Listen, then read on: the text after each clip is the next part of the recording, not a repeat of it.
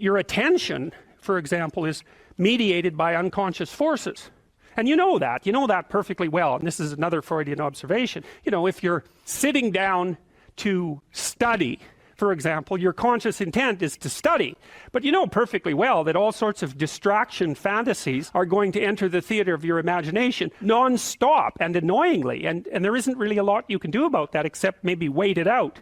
You know, so you'll be sitting there reading and your attention will flicker away. You'll think about, I don't know, maybe you want to watch Jane the Virgin on Netflix or something like that. Or maybe it's time to have a peanut butter sandwich. Or you should get the dust bunnies out from underneath the bed. Or it's time to go outside and have a cigarette. Or maybe it's time for a cup of coffee. Or it's like all these subsystems in you that would like something aren't very happy just to sit there while you read this thing that you're actually bored by. And so they pop up and try to take control of your perceptions and your actions non-stop. Maybe you think, well, this is a stupid course anyways. Why do I have to read this damn paper? And what am I doing in university? And what's the point of life? It's like you can really get going if you're trying to avoid doing your homework. And then you might think, well, what is it in you that's trying to avoid? Because after all, you took the damn course and you told yourself to sit down. Why don't you listen? Well, because you're a mess.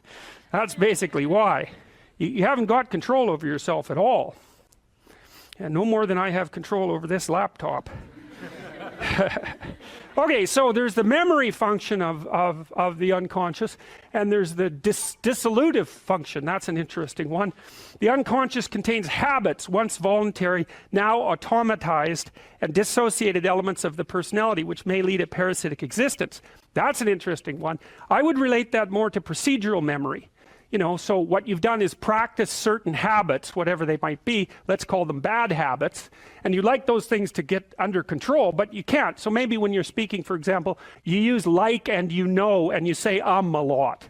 And you've practiced that, so you're really good at it. And you'd like to stop it, but you don't get to, because you've built that little machine right into your being, right? It's neurologically wired, and it's not under conscious control. And anything you practice becomes that. It becomes part of you, and that's another element of the unconscious, a different part.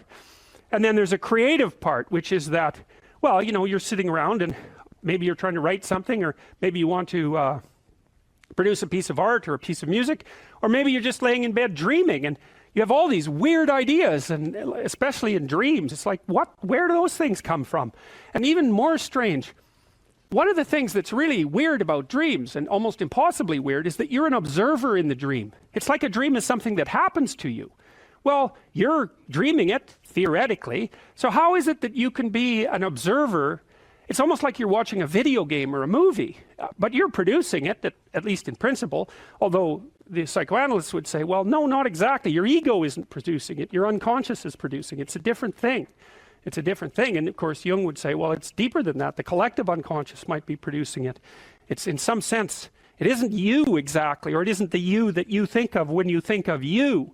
And that's the ego from the Freudian perspective, the you that you identify with. That's the ego. And outside of that is the unconscious. The id, that's more the place of impulses. And you could think about those as the biological subsystems that can derail your thinking, right? And that govern things like hunger and sex and aggression and your basic instincts is another way of putting it. And it's a reasonable way of thinking about it, because these are subsystems that you share with animals. You share them certainly with mammals. You share most of them with reptiles. You share a lot of them with amphibians, and even going all the way down to crustaceans. There's commonality, for example, in the dominance hierarchy circuits. And so these are very, very old things. And the idea that you're in control of them is, well, you're not exactly in control of them. And I would say the less integrated you are, the less you're in control of them, and the more they're in control of you. And that can get really out of hand. You know, you can be like with people who have obsessive compulsive disorder, for example, which seems to be, I would say, the dissolutive elements in some sense of the unconscious, the way that it's portrayed here.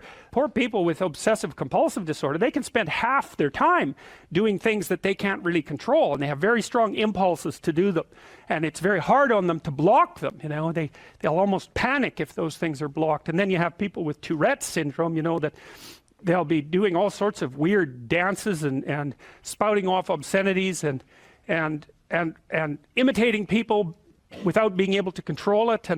And sometimes a little bit of antipsychotic medication can dampen that down, but it's as if there are these autonomous semi-spirits inside of them that grip control over their behavior and make them do things. And you know, you find that to some degree in your own life, because maybe you've become very attracted to someone, even maybe you don't want to be attracted to the person, and then you find yourself, you know, texting them when you know perfectly well that you should be going to bed, and you know, you're in a grip of something, and you can't control it, and that's all part of the unconscious and all part of what Freud was studying.